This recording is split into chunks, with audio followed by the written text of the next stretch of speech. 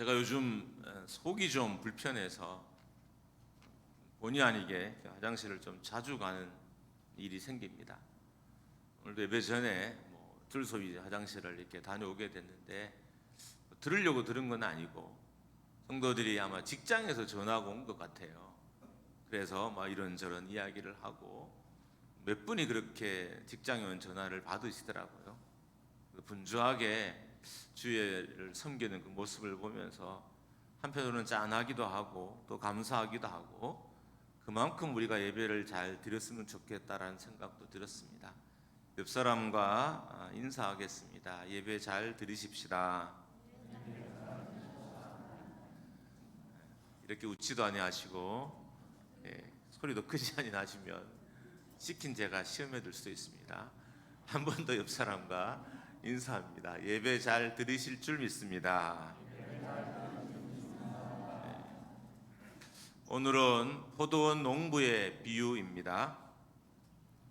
비유의 핵심은 농부들이 주인의 것을 가로채려고 했다는 겁니다. 주인이 세를 주고 타국으로 갔기 때문에 명확하게 이거는 주인의 것이고 종들의 것이 아니었어요. 자신들은 단지 세를 주고 임시로 사용할 뿐이었습니다. 근데 주인이 눈에 보이지 않으니까 이 종들의 마음이 이상해졌어요. 농부들의 마음이. 주인이 계속 눈앞에 있었으면 이게 주인의 것이라고 의식했을 텐데 주인이 세를 받고 타국으로 멀리 가버렸잖아요. 그러니까 주인이 눈에 안 보이니까 주인의 것이 내 것으로 보이기 시작했습니다. 포도원이 원이 수익을 내고 이익을 내자 욕심이 나기 시작했습니다. 자신의 삶의 이익과 수익을 가져다주는 포도원에 대한 욕심이 생기는 것은 어쩌면 당연한 일일지도 모릅니다. 그래서 이 농부들이, 이 종들이 주인이 되려는 계략을 세우기 시작합니다. 야고보서 1장 15절의 말씀에 욕심이 잉태하면 죄를 낳는다 그랬어요. 이익의 눈에 멀자 종들은 자신의 욕심을 제어할 수 없게 돼요. 사람이 어떤 이익의 눈을 멀게 되면 죄가 컨트롤 되지가 않습니다. 그러니까 권력의 눈이 멀면 죄가 컨트롤 되지를 않아요. 돈의 눈이 멀어도 죄가 다스려지지 않습니다. 제어되지 않는 욕심은 소출의 일부를 받기 위해서 온 주인의 종들을 때리고 빈손으로 돌려보내는 결정을 하게 됩니다. 사고와 마음이 정상적이라면 어떻게 했을까요? 주인의 종들에게 세를 줘서 돌려보냈을 것입니다.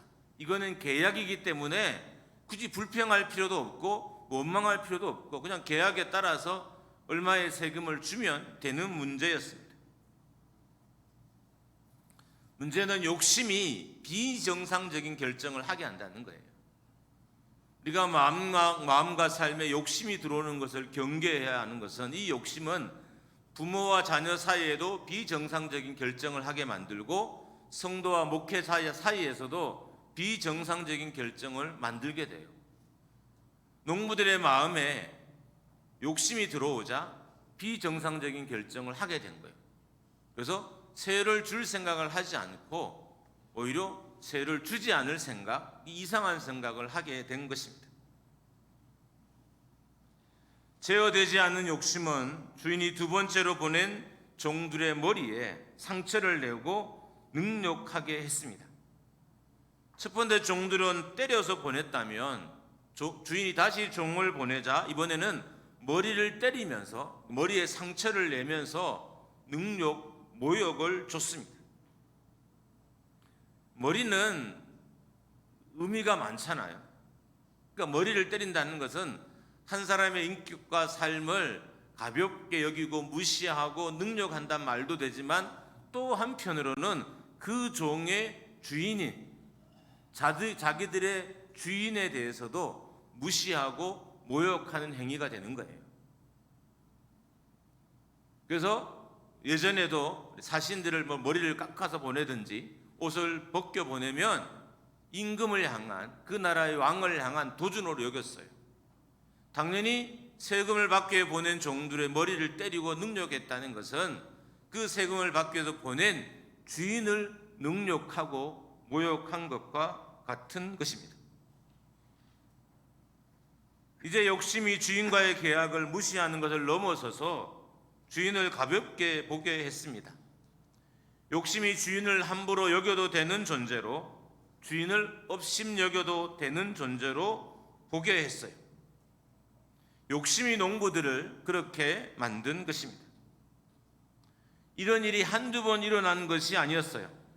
마음의 욕심이 자리 잡게 되자 세를 받기 위해서 보낸 종들을 때리는 것은 다반사였고, 이제는 종들을 죽이기까지 했어요. 그러고도 아무런 양심의 가책을 받지 않았습니다. 욕심이 무서운 것은 사람을 인격을 살인도 하지만 실제로 육체도 살인하는 것이 욕심이에요. 욕심은 하나님의 말씀도 하찮게 보게 하고, 욕심은 하나님의 것인 교회도 하찮게 보게 합니다. 농부들, 다른 말로 하면 이 종들은 자신들의 욕심을 통제하지 못했습니다. 주인은 이제 더 이상 대안이 없자 아들을 보낼 생각을 했어요. 왜냐하면 아들을 보내면 통할 것이라고 여겨졌던 거예요. 자기의 종들은 죽이고 때리고 능욕하고 모욕했지만 자기의 아들은 설마 때리고 모욕하겠느냐, 이런 마음으로 주인이 농부들에게 아들을 보냈습니다. 정상적이라면 어떻게 해야 될까요? 그러면 아직까지 양심이 남아있다면 어떻게 해야 될까요? 자기의 잘못을 빨리 깨닫고 사과하고 사죄하고 그렇게 하는 것이 정상적인 과정일 거예요. 근데 이 농부들, 이 종들은 이미 욕심으로 인해서 삐뚤어질 만큼 그 생각과 삶이 완전히 삐뚤어져 버렸어요. 그래서 이제는 아들을 죽일 생각을 한 거예요. 죽으면 포도원이 자기 것이 될 거라 생각했어요. 여러분, 이게 가능한 일인가요? 요즘도 불가능한 일이지만 그 당시도 가능한 일은 아닌 거예요. 어떻게 아들을 죽인다고 주인이 멀쩡히 살아있는데 그 땅이 자기 것이 될까요? 그런 일은 일어나지 않는 거예요. 욕심으로 인해서 사고가 왜곡되고 마음이 왜곡되자 이 이상한 결정을 하게 된 것입니다. 아들을 보자 죽일 생각을 했고, 그리고 종들은, 이 농부들은 이 마음이 일치됐어요. 그래서 아들을 죽이고 밖에 내던졌습니다. 이 모든 것이 욕심의 결과입니다. 오늘 포도원 농부의 비유에서 포도원 주인은 하나님이시고 포도원은 이스라엘이고 농부는 이스라엘 백성들을 의미하기도 하고 또 이스라엘의 지도자들을 의미하기도 합니다. 주인은 하나님이시고 이스라엘 백성들은 농부이거나 종인 거예요. 그러니까 욕심이 주인에게 하면 안 될 행동을 하게 한 거예요. 욕심이 주인에게 하면 절대로 안 되는 일들을 하게 했던 것입니다. 욕심이 주인의 것을 자기 자신의 것으로 생각하게 했습니다. 새를 주고 쓰고 있을 뿐이었어요. 주인의 것이에요. 그런데 욕심이 그것을 자신의 것으로 생각하게 했던 것입니다. 농부의 비유에 등장하는 이 농부들만 그럴까요? 이 비유의 대상인 이스라엘 백성들과 이스라엘의 지도자들만 그럴까요? 우리는 어떨까요? 내 소유가 적다고 해서, 내가 가진 것이 적다고 해서 나는 과연 이 비유로부터 예외가 될까요? 이 땅에서의 우리의 삶도, 이 땅에서 우리가 가진 모든 것도 다 주인의 것이고 주인이 잠시 우리에게 맡겨 놓은 것입니다. 우리가 열심히 일해서 이익을 취할 수 있지만 결국 그 이익도 주인의 것이에요. 종이 열심히 이익을 낸 건 결국 주인의 것이죠. 많이 남긴 것도 결과적으로 주인의 것이에요. 결국 우리는 주인의 것으로 먹고 사는 것입니다. 그래서 이 땅을 잘 사는 비결은 주인이 아니라 종으로 사는 거예요. 그런데 세상은 여러분과 저에게 종이 아니라 주인이 살라고 말해요. 네가 주체가 되고 네가 네 인생의 주인이 되고 네가 모든 것을 너희가 네 인생의 통제자가 되라고 권면합니다. 그것이 잘 사는 길이고 그게 바른 길이라고 세상은 우리에게 끊임없이 권면합니다. 이 세상의 소리가 성도들의 귀에도 마음에도 잔뜩 내려앉아 있어요. 그래서 많은 성도들, 저를 포함한 대부분이겠죠, 대부분의 크리스찬들이 종이 아니라 주인으로 살아요. 주인의 것을 가지고 살면서 내 것인 양 살아가고요, 주인에게 맡긴 것을 살면서도 내 것인 양 자랑하며 의시하며 살아가는 것이 여러분과 저입니다. 문제가 발생하게 된 것은 종으로 살아야 할 이들이, 농부로 살아야 할 이들이, 소작농으로 살아야 할 이들이 주인으로 살면서부터였습니다. 종을 주인으로 살게 한 것은 욕심이었습니다. 욕심이 들어오자 소작농의 자리가 싫은 거예요. 종의 자리가 싫은 거예요. 농부의 자리가 싫은 거예요. 여러분, 이 농부들이 소출의 전부를 드렸나요? 주인에게? 아니죠. 소출의 일부를 줬어요. 주인이 종을 보내서, 아들을 보내서 달라고 한 것은 소출의 전부가 아니라 소출의 일부였어요. 세를 달라고 한 거예요. 근데 욕심이 그 정당한 것도 주지 않는 결정을 하게 했던 겁니다. 여러분, 옳은 말씀은 자세히 들으면 정말 새겨 들을 게 많아요. 조금만 귀를 열고 들으면 정말 들을 것이 많아요. 비유의 말씀이긴 하지만 여러분과 저의 삶을 정말 이렇게 헤집어 놓는 그런 말씀들이에요. 왜냐하면 우리는 여전히 종이 아니라 주인으로 살려고 길을 쓰고 이 땅을 살아가기 때문인 거예요. 1절 말씀을 토대로 보면 이 포도원은 되게 좋은 포도원인 것이 확실합니다. 왜냐하면 울타리를 짓고요, 포도즙을 따는 틀도 만들고요, 망대도 세웠어요. 만약에 이 포도원이 형편없었다면, 가치가 없었다면 이렇게 하지 않았을 거예요. 그냥 소출도 옆 포도원에 있는 데 가서 포도를 짰을 것이고, 그냥 망대도 세우지 않고 주변에 있는 망대를 지키는 사람들을 의지해서 그냥 내버려 뒀을 수도 있어요. 근데 주인이 망대 울타리를 만들고 망대를 짓고 포도즙 틀을 짰다는 것은 좋은 포도원이었다는 것입니다.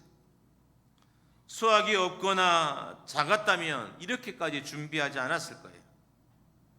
좋은 포도원에서 소출의 일부를 받기 위해서 주인이 종을 보낸 거예요. 나쁜 포도원에서 소출을 받기 위해서 한 게 아니라 많이 거둘 수 있는 밭에서 포도원에서 일부를 받으러 온 거예요. 어떻게 보면 아무것도 아닐 수도 있어요. 그런데도 이 농부들은, 이 종들은 그것을 아깝게 여겼어요. 욕심이 들어갔기 때문입니다. 그래서 소출의 일부를 받기 위해서 온 종들을 때리고 모멸감을 주고 죽였습니다. 심지어 주인의 아들까지 죽였습니다. 이런 행동의 출발점에는 욕심이 있었습니다. 종인데 주인이라고 살려고 하는 욕심이 생겼기 때문인 거예요. 소작농이었는데 빌려서 쓰는 농부였는데 주인이 되고 싶었던 거예요. 그래서 주인의 것을 빼앗으려고 작정했던 것입니다. 문제는 주인이 아닌 사람이 주인으로 살기 시작하면 부작용이 생겨난다는 거예요. 인생의 많은 부작용도 주인이 아닌 사람들이 주인처럼 살기 때문에 생겨나는 거예요. 가정의 주인이 나인가요? 자녀의 주인이 여러분인가요? 자녀의 주인이 나인 것처럼 사니까 자녀와 나와 부모와의 관계에 문제가 생기는 거예요. 가정의 주인이 남편인 것처럼 살아가니까 아내와 자녀들에 대해서 함부로 하는 거예요. 회사의 주인이 나인 것처럼 살아가니까 내 마음대로 다 하는 거예요. 한 번도 하나님께 결제 받으려는 생각조차도 하지도 않습니다. 왜요? 내 것이라고 생각하니까요. 이렇게 모든 것이 내 것이라고 생각하게 된 것은 욕심이 들어갔기 때문입니다. 여러분, 죄는 욕심의 다른 모습이에요. 결국 욕심이 누군가를 해하고, 욕심이 누군가에게 피해를 주고, 욕심이 누군가를 죽여요. 그래서 욕심은 죄의 또 다른 모습입니다. 여러분, 알아야 할 것은 종은 어떤 경우에도 주인이 될 수 없습니다. 주인의 것을 가져도 주인의 것을 뺏는 것이지 주인은 아니에요. 근데 많은 사람들이 종인 자신을 주인처럼 여기고 살아가는 거예요. 내 시간, 내 물질, 내 삶의 주인들. 그러다가 열심히 살아서 다 가졌어요. 과연 주인이 되는 일이 일어날까요? 일어나지 않습니다. 여러분이 원하는 걸 다 가져도 여러분은 그것의 진정한 주인은 될 수 없어요. 여러분이 원하는 것을 다 얻어도 진정한 그것의 주인은 될 수 없어요. 여전히 기분 나쁘게 말하면 주인의 것을 훔친 것에 불과합니다. 우리가 하나님께 범죄하게 되는 것은 주인으로 살기 시작하면서부터입니다. 종으로 살면 범죄할 일이 없어요. 여러분, 주인의 생각으로 살고 주인을 위해서 살고 주인이 기뻐하신 일을 하면서 살기 때문에 하나님께 범죄한 일이 없는 거예요. 그러나 주인으로 살면 하나님께 범죄하게 됩니다. 아담과 하와는 에덴 동산에서 주인으로 살고 싶었어요. 그 모든 아름다운 하나님이 지으신 것들을 자기 것처럼 여기고 살고 싶었어요. 그래서 먹지 말라는 선악과를 따 먹었던 것입니다. 선악과를 따 먹으면 주인이 될 줄 알았어요. 주인이 되었나요? 아담과 하와가 에덴 동산에서 쫓겨났습니다. 오히려 죄의 종으로 살았어요. 죄의 종이 되었어요. 주인이 되지 못한 거죠. 여러분과 저는 이 땅에서 가지고 싶은 걸 다 가져도 결코 그것의 주인은 될 수 없어요. 왜? 영원히 가질 수는 없기 때문이에요. 그게 돈이든 그게 권력이든 그게 건강이든 여러분이 원하는 것을 다 가져도 여러분 끝까지 그것의 주인으로는 살 수는 없어요.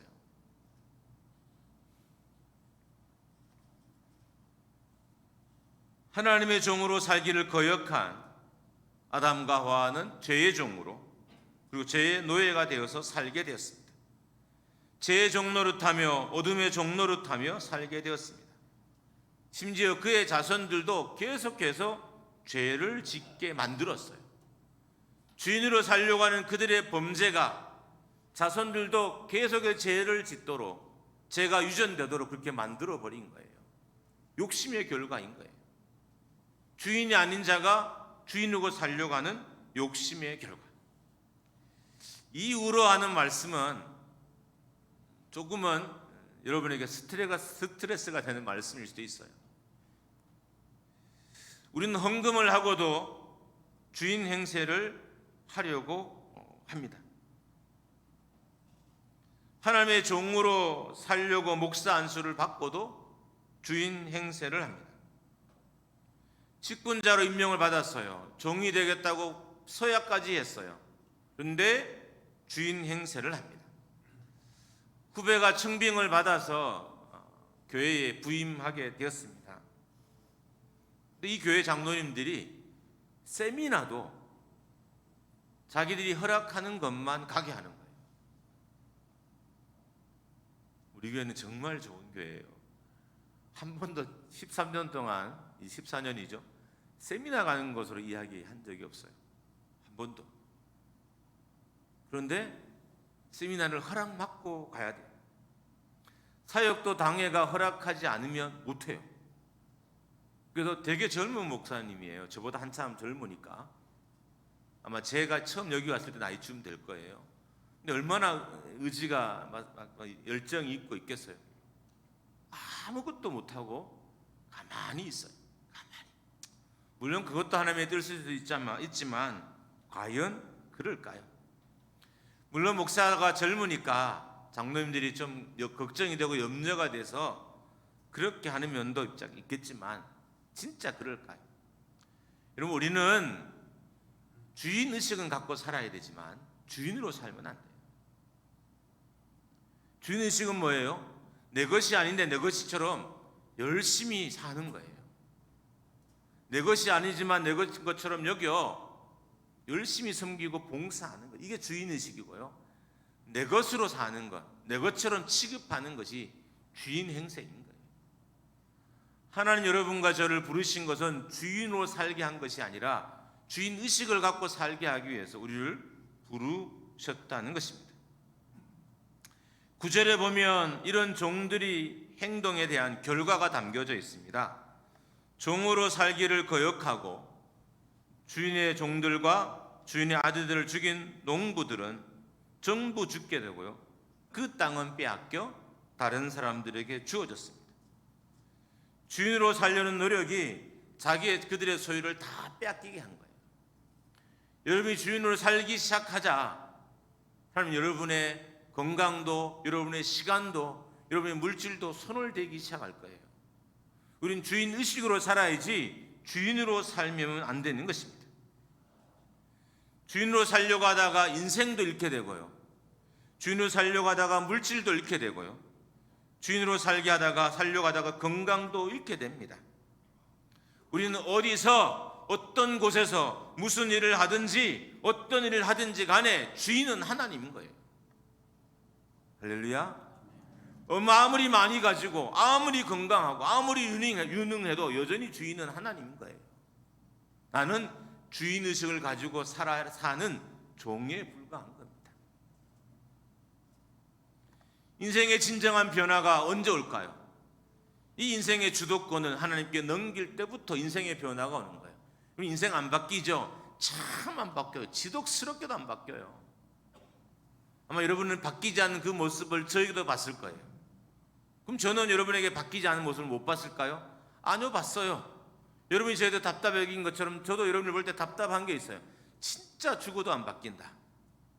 그럼 나나 여러분이나 언제 바뀔까요? 주인의 자리에서 내려올 때인 거예요. 주인이 아니라 주인의식을 가진 종으로 살 때 진짜 인생의 변화가 시작되는 것입니다. 인생의 진정한 변화, 육체나 영혼의 진정한 변화는 주인으로 살려고 할 때, 사는 노력을 포기할 때 일어나는 거예요. 여러분이 육체에 연약함이 많아요. 이 육체가 온전히 세워지려면 우리가 주인이 아니라 주인의식을 갖고 살려고 할 때 육체도 참 평안과 안식을 누려요. 왜? 그게 피조물의 모습이니까요. 피조물이 얼마 전에 설교했잖아요. 피조물의 자리에 돌아가면 육체와 영혼이 자유를 누려요. 종인 우리가 종의 자리로 돌아가면 우리의 육체와 영혼이 자유를 누려요. 주인으로 살고 창조주로 살려고 하니까 영혼도 자유가 없고 심령에도 마음에도 자유가 없고 삶에도 자유가 없게 되는 것입니다. 주인의식은 종이지만 주인의 마음을 갖고 사는 것을 말합니다. 주인처럼 책임을 느끼고 주인처럼 행동하는 것을 말해요. 그러니까 주인은 아니에요. 근데 주인처럼 행동하는 거예요. 주인처럼 말을 하는 거예요. 주인이 어떻게 이야기해요? 어떻게 행동을 해요?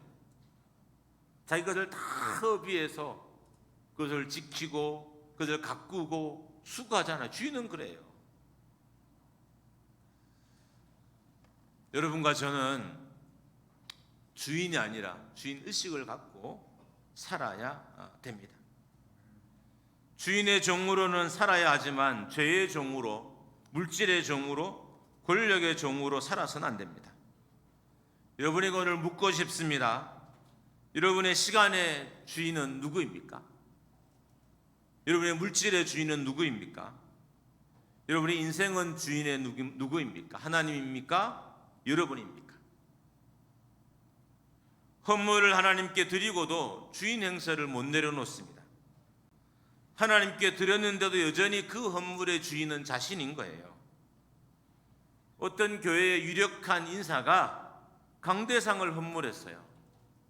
강대상은 낡잖아요. 시간이 지나면 교체하는 게 정상인데 낡고 낡아도 못 교체하는 거예요. 왜요? 헌물한 사람이 교체하지 못하게 하기 때문인 거예요. 여러분, 하나님께 드렸는데도 여전히 주인이 행세하는 거예요. 이게 과연 바른 태도일까요? 헌금을 하나님께 드리면서도 주인의 자리에 내려오지 못하는 사람들이 있습니다. 11조를 드리는 일은 정말 멋진 일이에요. 근데 11조를 드리고 나도 여전히 자신의 11조의 주인인 사람이 있어요. 11조를 드렸어요. 교회에서 가장 많이 드려요. 가장 최고로 드려요. 드리고 나도 여전히 자기가 그 11조에 드린 11조의 주인인 거예요. 이런 일이 있냐고, 진짜 있냐고요? 있어요. 헌금을 드릴 때도 우리는 주인이 아니어야 하고요. 헌금을 드리고 나서도 주인이면 안 되는 거예요. 예배하면서도 종이 아니라 주인인 성도가 있습니다. 예배를 통해서 은혜 얻기 어려운 것은 주인으로 예배하고 있기 때문인 거예요. 우리는 하나님을 예배하기 위해서 만들어진 피조물이에요. 하나님을 찬양하기 위해서 만들어진 존재인 거예요. 그렇게 만들어진 존재가 여러분과 저예요. 그런데 예배할 때도 여전히 주인인 거예요. 여러분이 주인의 자리에 내려오면 예배가 달라져요.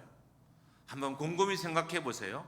교회를 들어올 때부터 나갈 때까지 내가 말과 행동, 내 마음에 먹은 것 중에 내가 주인처럼 말하고 행동한 건 뭘까? 생각해 보세요. 그러면 다음 날부터, 다음 주부터 예배가 달라질 거예요. 기도하면서도 주인의 자리를 포기하지 못합니다. 여전히 주인의 뜻이 아니라 자기 뜻을 구해요. 기도의 바른 태도는 주인의 뜻을 구하는 거예요. 하나님의 뜻을 구하는 게 기도의 바른 태도예요. 그런데 기도하면서도 여전히 자기의 뜻을 구해요. 기도자가 기도하면 돼. 여러분, 기도하는 일은 쉬운 일이 아니에요. 하루에 2시간, 3시간 기도하는 걸 자랑할 게 아니라 내가 종으로 기도하고 있느냐를 자랑해야 되는 거예요.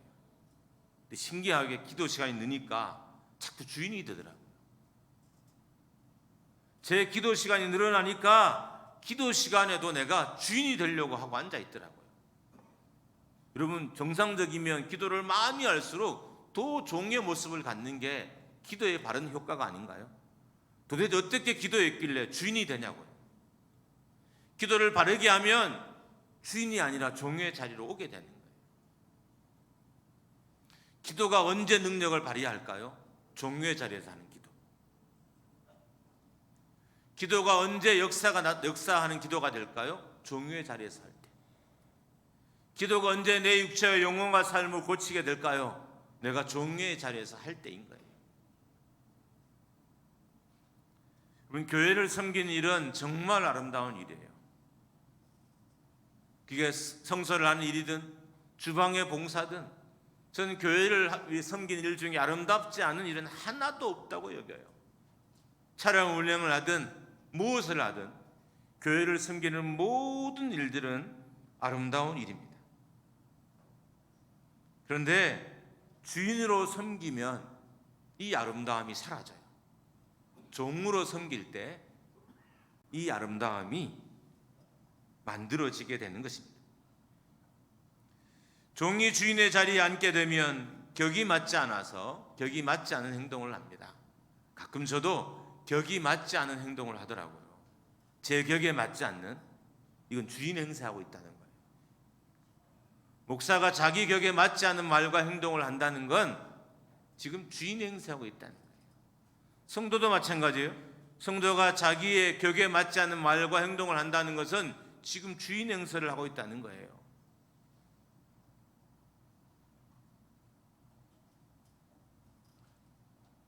욕심이 우리를 주인의 자리에 앉게 합니다. 종들은 주인이 기회를 줬는데도 잡지 못했어요. 욕심이 무서운 게요, 회개할 기회도 빼앗아가요.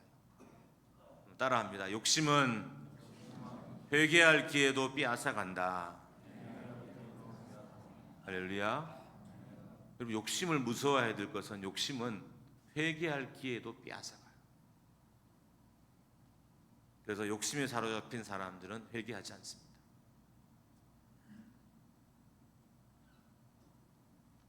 기도도 종의 자리에 가야 되는 거고요. 기도 응답도 종의 자리에 가야 되는 거고요. 기도의 능력도 종의 자리에 갈 때 나타나는 거예요. 교회의 성김이 아름다워지는 것도 종의 자리에 갈 때인 거예요. 요즘 우리 교회 주방이 은혜가 넘쳐요. 일단 토요일 날 교육자 식사를 다 준비해 주셔요. 주일 준비하는 것도 어려울 텐데 교육자들 그리고 와 있는 청년들도 항상 몇 명씩 있기 때문에 최소한 12명에서 15명 정도는 매주 토요일 밥을 먹어요. 제가 안쓰러워요. 그래서 어떻게 막 해드리고 싶은데 제가 여러분에게 해드릴 수 있는 것은 어떻든 기도 열심히 하고 목회 잘하는 거 외에는 없잖아요. 그래서 되게 감사해요. 근데 원인을 가만 봤더니 이분들이 남의 말을 잘 들어요. 야, 이렇게 볶아 하면 이렇게 볶고, 자 저렇게 볶아 하면 저렇게 볶고, 야 이렇게 지져 이렇게 지져. 근데 주방에 있는 권사님들은 다 한솜씨 하는 분들이에요. 식당도 했고 요리사 자격도 다 가졌고, 그런데도 시킨 대로 하는 거예요. 시키는 대로. 제가 이 예화를 들까 말까 고민을 엄청 했어요. 예화를 들었다가 혹시나 우리 권사님들이 조금이라도 교만해질까 싶어서, 농담입니다. 감사해서 하는 거예요. 여러분, 종이 되면 남이 하라는 것도 쉽게 받아들여요. 종의 자리에 안 내려가잖아요. 담임 목사가 시키는 것도 불편한 거예요. 종이 되면 새가족이 처음 온 교회 성도가 시키는 것도 불편하지 않아요. 네, 성도님 한번 고민해보고 저희가 한번 해볼게요. 어떻든 꼭 기억했으면 좋겠습니다. 욕심은 회개할 기회마저도 빼앗아갑니다. 종이 주인으로 살려고 하는 것은, 소장농이 주인처럼 살려고 하는 것은 욕심 때문입니다. 오늘 함께 기도하면서 우리 안에는 이 욕심을 좀 봤으면 좋겠어요.